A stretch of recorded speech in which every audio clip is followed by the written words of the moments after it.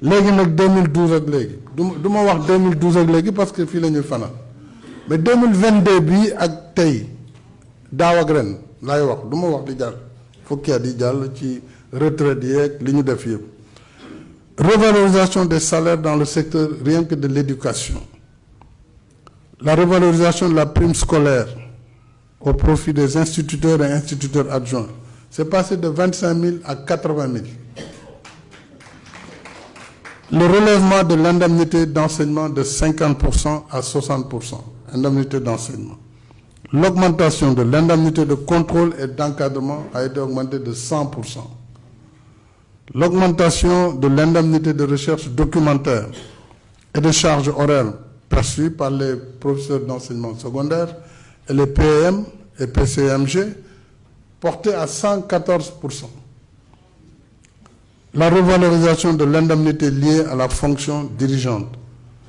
La défiscalisation de l'indemnité de logement qui est passée à 100 000 francs net. En plus de ces revalorisations du régime indemnitaire, le gouvernement a décidé, mais comme dund gi cher na ndax guerre baa ngi fi Covid bi mbas mi jeexagul ñu ne nañu yokk point indiciaire salaire de 5 points mu jàll de 51,43 à 56,43 loolu dafa ñoo fekk ci revalorisation dans le secteur de la santé et de l'action sociale avec des allocations de l'indemnité de logement benn syndicaliste nag may wax léegi principal président fexeel ba ñëpp am ci mën ko déet loolu nag lu ñuy xool la ñëpp am indemnité de logement moom kooku beneen affaire la mais yokk nañu ko pour mu jàll pour les agents de l'État du cadre de la santé publique et de l'action sociale ainsi que ñi nekk ci travail social yokkal nañ leen indemnité mensuelle de logement non imposable de 100 000 francs li may wax yëpp daaw la ak ren ji 50 000 francs à compter du 1er mai 2022 75 000 à compter du 1er janvier 2023 100 000 francs à compter du 1er janvier 2024 bii di ñëw donc sans compter allocation indemnité de spécialisation médicale pour les techniciens supérieurs de la santé. Revalorisation de l'indemnité de risque santé. Waaw bu mbas mi ñëwee moom ay risque de infection am na ak yooyu. L'indemnité de risque octroyée aux agents de l'État du secteur public de la santé yokk na de 50%. Donc de 50 000 à 75 000. Ça, c'est depuis le 1er mai 2022. La revalorisation de l'indemnité de fonction, qui est une indemnité mensuelle attribuée aux agents occupant une des fonctions de responsabilité. L'indemnité d'itinérance est revalorisée à hauteur de 100%. Elle passe de 15 000 à 30 000 à compter du 1er mai 2022.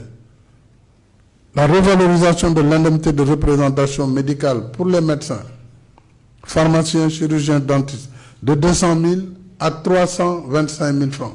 Waaw kon xam ngeen ne te lii pareeguma liste bi naam bu ñu toogee ne ngeen def nañu mais da ngeen ko war a gën a wax parce que c'est des efforts énormes, des sacrifices énormes que l'État a consenti pour permettre aux travailleurs d'avoir une meilleure réaction par rapport au coût de la vie. Vous voyez, la création de l'indemnité de représentation paramédicale pour le personnel paramédical. Pour la hiérarchie A, 35 000, 25 pour la hiérarchie B, 15 pour les autres catégories. Alors, les chauffeurs, am na ku ko doon wax nee na sama chauffeur, oui, donc c'est gros.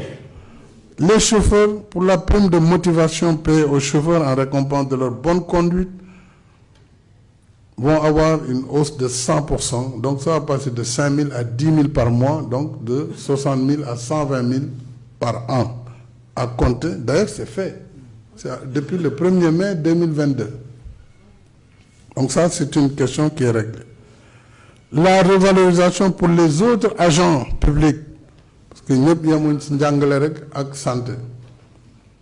Les autres agents de l'État ñoom it am nañu depuis juillet 2022 bi ñu génn une indemnité spéciale complémentaire noonu lañ ko dëxëñee ah léeg-léeg nañu ne logement non dañ leen boole benn indemnité pour yokk ko ñu tuddee ko indemnité spéciale complémentaire dont les montants varient de 80 000 à 300 000 par agent selon les catégories waaw loolu nag sëñ bi bu amee dëgg yàlla man foogoon naa dinaa toog ñetti at kenn du fi indi cahier de doléance ah oui moo jaadu